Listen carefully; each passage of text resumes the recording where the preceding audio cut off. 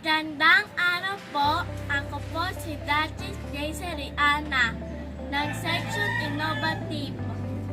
Alam ko pong malaking tulong ang mga magsasaka at mangingisda para sa atin sapagkat sila ang naghihirap para matugunan ang ating mga pangangailangan sa agrikultura gaya ng pangingisda at pagsasaka ng mga makakain sa araw-araw.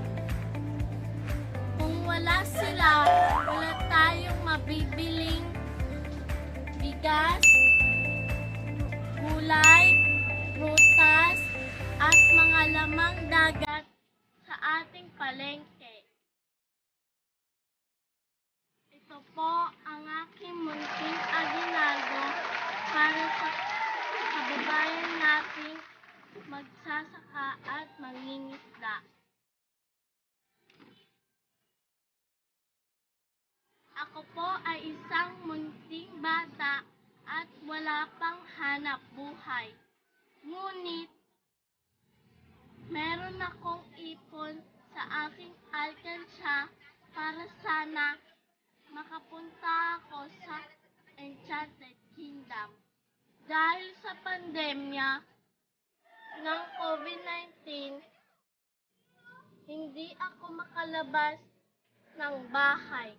Kaya itong ipon ko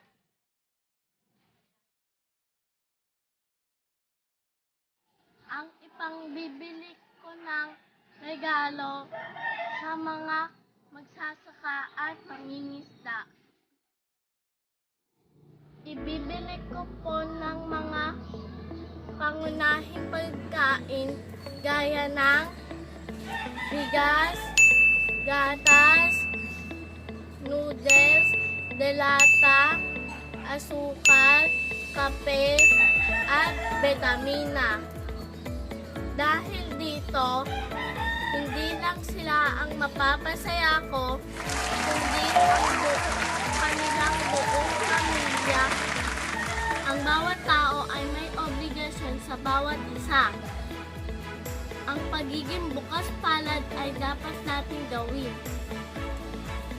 upang makatulong tayo sa higit na nangangailangan ng tulong sa panahon ng kagipitan.